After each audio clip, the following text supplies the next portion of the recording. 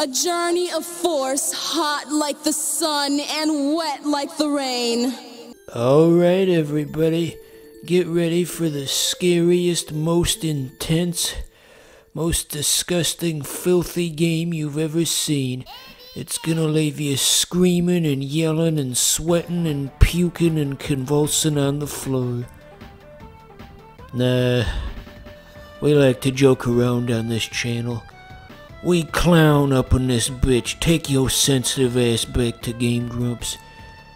Anyway, so this one has a unique concept to it. A concept that I would venture to say has never been done ever before. It's like a shoot 'em up, but a competitive shoot 'em up, you see. Whoever's better at shmups is the winner. Ha ha ha, what a novel concept. I'm surprised no other company's ever tried to do such a thing. Well, maybe there's like some indie guy on Steam or something whose game sold 5 copies. Anyway, there's like a backstory to all of the characters too. They're giving us a good old-fashioned exposition dump. Okay, here we go. So, like I was just saying, whoever's better at shmups is usually the winner here. You gotta watch out for the purple guys, cause if you can send those back and get a volley going, that's how you get the boss attack. Eventually, where you send over a boss to the other player's side of the screen, and which boss you get is unique to your character. Our current character, the story mode character, has like a bunny theme, so our boss is like a big fucking rabbit, whatever. And yeah, each character is themed differently, you see. Our character's holding their hand behind their ear doing the Hulk Hogan, I can't hear you. Okay, that round doesn't count. Now we're actually gonna play the game. So, how about this scrolling background, eh? Looks rather Tolkien-esque in a few places. What with your big old mushrooms and your little stumps with windows and doors on them. That just screams high fantasy. Like something you'd see in David the Gnome, perhaps. There's the boss, by the way. Yeah, take that, stupid lady. But yeah, do you guys remember David the Gnome from 1985? I guess that's kind of a big ask. Oh yeah, I guess plot-wise, the reason we're fighting all of these people is there's some kind of MacGuffin that we're after, and in this case it's the Twinkle Star. Yeah, I think I died a little inside saying that. You know, all this goofy stuff they make you say. It's like when you go to Tim Hortons, when you go to Timmy Ho's, they I don't know if they still do this because my local one closed down like 5 years ago, but what they used to do is they didn't have normal sizing options. So like if you wanted a medium, you couldn't say medium, you had to say you wanted in love it size or something like that. Get that hippie shit out of here. Just give me my damn banana, whatever. No wonder you clowns went out of business in my town. Just say medium, like the rest of us.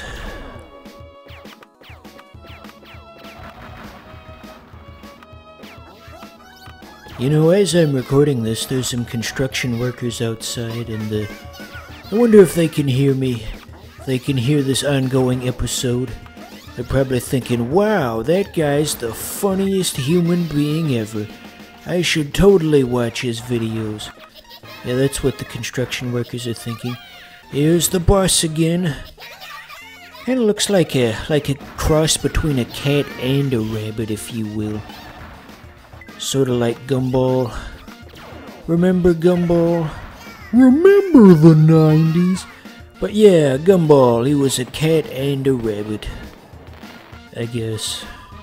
What's a funny quote I could say from Gumball? Bright my shiny metal ass. That's what Gumball says, right? Okay, so, Schmidt, she says.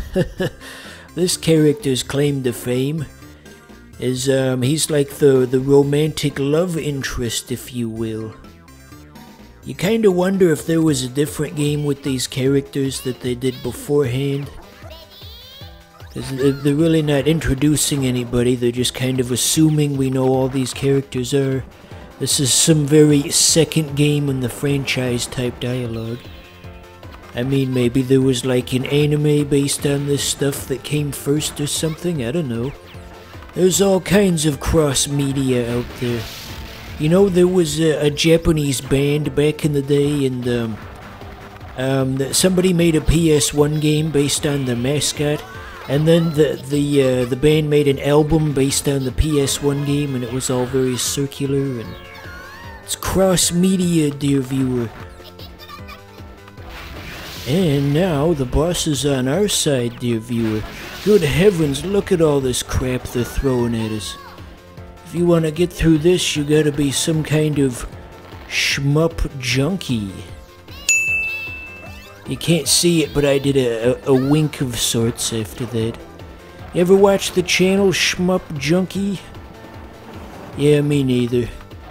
I don't watch a whole lot of YouTube. Other YouTubers are gross. The only thing I watch on here is just screenshots of Dilbert comics with funny sounding autistic people reading the speech bubbles out loud. You're thinking, is that even a real thing? And no it isn't, but it could be. You could make it, dear viewer. That could be your thing on YouTube that makes you into the next big thing, eh? Why would anyone want to be a YouTuber? It's just such a horrible place filled with horrible people. Okay, so, there is a penalty for losing multiple times. We only have to beat him once, but he has to beat us 2 or 3 times, you see. We'll just skip past him. Fuck it, who cares? On to the next thing. You can just assume I won off camera. So, twins, huh? Just like, fuck it, anyway, we're going to Iceland, home of Blaze the movie fan, everyone's favorite funny-sounding movie reviewer. This movie was the worst movie in all of Europe. Why do autistic people inadvertently just make funny videos all the time? Isn't that what I'm doing right now? Do I have autism? I don't even know. The nice man at the doctor's office was rather evasive on that subject. Well, even if I do have autism, I at least know that it's not like in full. It's just like a light sprinkling of it, if you will. I'm not like talking about trains and tripping over coffee tables and shit. Is that what autistic people are known for, tripping over coffee tables? I don't know. I don't know nothing. I got autism. Anyway, I mean, it might have its perks to be disabled. Maybe that means...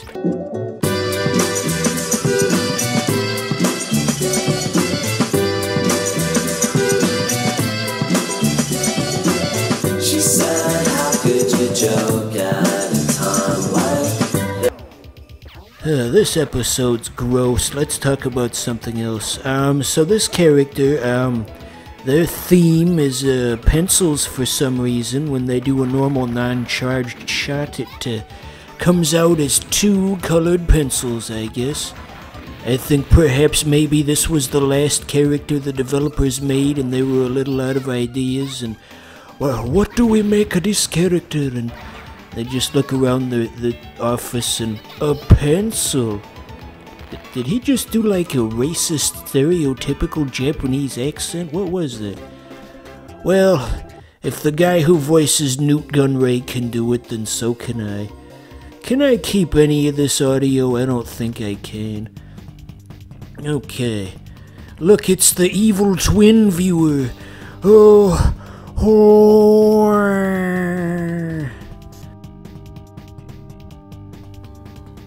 We could conquer all the other opponents thus far, but the real test is going to be conquering oneself. There's some symbolism there, dear viewer. Do you think the developers intended it that way?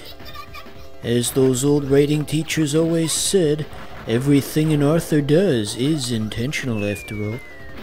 So since this character is just the evil version of us, to the point where even the special has like an angry face on it and such, what do you think the evil version of the boss is gonna be?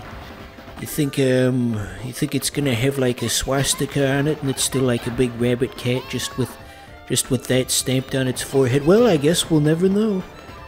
That was over far faster than I thought it would be.